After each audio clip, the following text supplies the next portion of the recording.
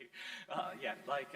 I'm Rob Stead, I'm from Hampshire County Council, and thank you very much for having me back. It was quite nerve-wracking to do these events at the start, but now I've done a couple, and I know quite a few faces, some that we funded, some that I spoke to before, so it becomes a little less nerve-wracking. I'm rubbish at PowerPoint, so there is no PowerPoint, but I will send my email and phone number for both myself and my colleague around afterwards, if that's okay with Community First. So if you want to have a chat, send me an email of any of your ideas or anything, we can do it like that, and hopefully that'll make up for the lack of a PowerPoint. So one of the things it's always fun listening to other presenters and talking about their funds and things that they're doing, because I think Hampshire County Council, we're in a little bit of a different space. I imagine most, when they present and come up here, I'll say that we're oversubscribed, it's quite competitive.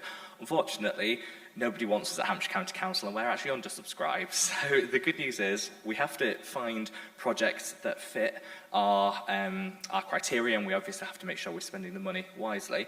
But in that sense, it's a little bit less competitive, and that's one of the reasons why it's fun to do these events, because we want to get the word out there that we have these grants available, and that the last thing I want to do is for them to go unspent and be taken as a saving or something. So we need to get the money spent, and it's about working with you guys to make sure that we can support wherever we can. But I think that's a slightly different perspective from what you might hear from some other organisations. And the Winchester one of these events is the one I've been looking forward to the most, because we actually have, I've got to report at the end of every year on where we spent money and what we've done.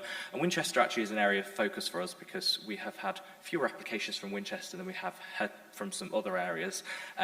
So again, I think it's a great opportunity to actually get some money for Winchester and for us to support you guys any way we can. So I'll talk briefly through the grant streams that we actually have going at the moment, and then there'll be some time for questions, and I'll be around all day, so if you wanted to chat about any individual projects, I can go over those. So our main grant stream is one called the Local Solutions Fund. I know, just looking around the room, a couple of you guys have applied into this already.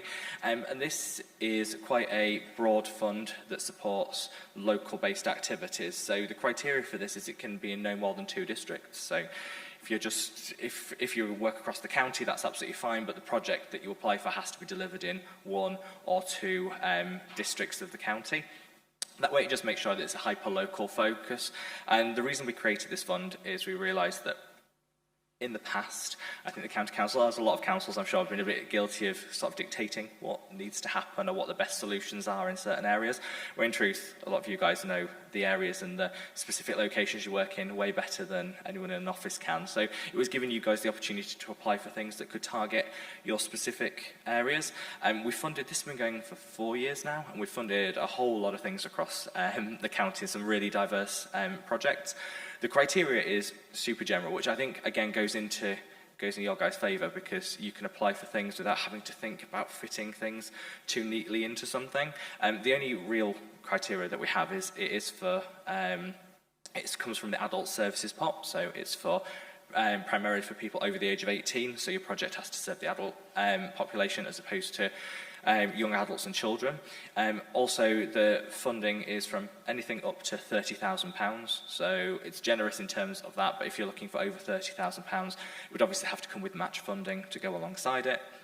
And we're looking for supporting communities in a range of different positive outcomes, but particularly focused at the moment on mental health, which you know is a big and emerging and ongoing issue, particularly linked to the cost of living, which has exacerbated some of that. Supporting people living independently in their homes for as long as possible. So again, with social care is it's never off the agenda, is it? But providing support for the older adult community, particularly, to be as independent and as happy for as long as possible. We also do fund projects relating to people with learning disabilities and physical disabilities as well. So if that's those groups you support with your organisations, again, you can apply into this funding. We talked a little bit when we were talking about the lottery about multiple levels of deprivation and affluent versus more deprived communities. Whilst there's always that focus on the work that we do, again, we are open to all, and because we try to look at things at a hyper-local focus, I think, again, it is easier in areas like Winchester, where sometimes there has always been that challenge of, well, there's a lot of money there, so what's the need for this? Actually, we understand that there are lots of areas within Winchester that need that, but also there's lots of areas, more affluent areas, that still have the same issues as isolation, so loneliness, disconnect from communities. So projects a welcome from all communities to support with things like that. To date, we've funded over 150 projects, ranging from, I think the lowest was £550 up to the £30,000. And I would encourage everyone to apply for what you need. I think when we see this fund, we always see people trying to bring the cost down as much as possible, thinking the lower the cost, the more chance you have of being accepted for the project. But I would always say apply, like fill your boots now, because there's a decent amount of money going. I can't guarantee that'll probably exist in a year or 2 years' time. And so I think it'd be a real shame if people scrimped on what they could deliver because they thought it'd have a higher chance. Actually, we have funded a lot of £30,000 projects from this. So we would encourage people to reflect on what you actually need to deliver the project rather than trying to deliver it for the lowest amount, because I don't think that'll impact your chances of success. I think the key thing with this fund, and why I'm so passionate about it, is we work in collaboration with you guys on delivering it. So if anyone's applied for a county council grant, say 4 years ago, probably not the best process or the best experience. And I think sometimes why some of our grants are a little undersubscribed is, if we're honest, probably in the past people might not have had an A-star experience. But now we've changed the process, and all you really need to do to apply is to send me and my colleague, Matt, who unfortunately isn't here today, an email just to say this is the project, this is what we're thinking of, and then we'll kind of take it from there for you, and we can guide you through and offer as much or as little support through that process as you want.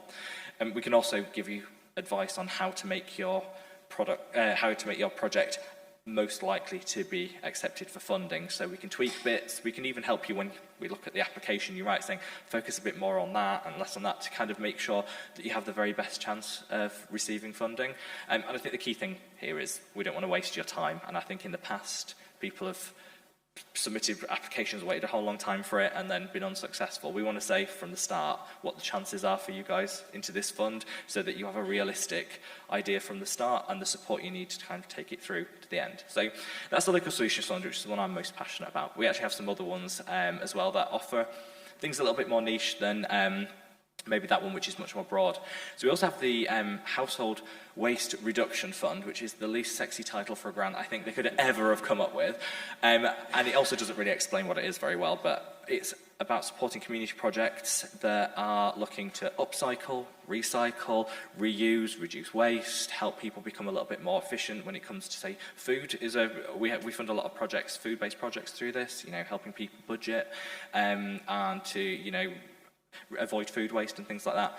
And I think this will be I know the projects have been in this game quite a while, and then when there's certain districts, Winchester, Hart, places like that do have a lot of art-based organisations, which is wonderful. And sometimes the feedback is they always struggle to find funding, or find it more difficult to find funding. Well, this is a great grant that does actually support a lot of art-based organisations, because the reusing, upcycling, and things like that, I think feeds in. We've had from this fund, we've funded some like knit and natter groups that were doing some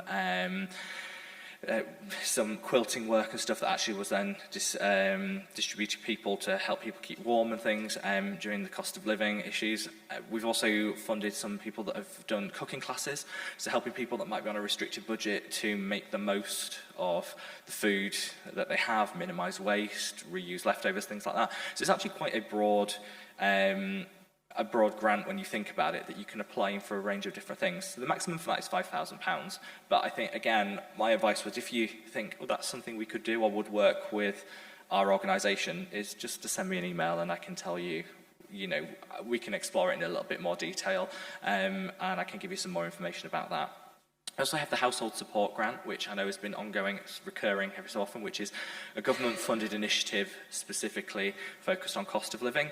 That's coming round again, not quite open yet, but will be coming round again. So again, we're waiting to find the final criteria of what that is dictated to us by central government rather than us decide the criteria, and we're waiting to see what that is. But I think previous rounds have been very much focused on the imminent cost of living challenges that people are facing, whereas the future one, I think, is going to look a little bit more about prevention as well as that. And I think that's really important, because I think whilst tackling a crisis is really important, I think also preventing and supporting more long-term is good. So I think it'll be a bit more of an open fund. So definitely look out for that in the future, and we'll make sure, again, if you want to be on our distribution list for any new grants and things that come out, when my email comes around, just let me know and I can add you onto the distribution list and make sure that you have all of the information that you need for that.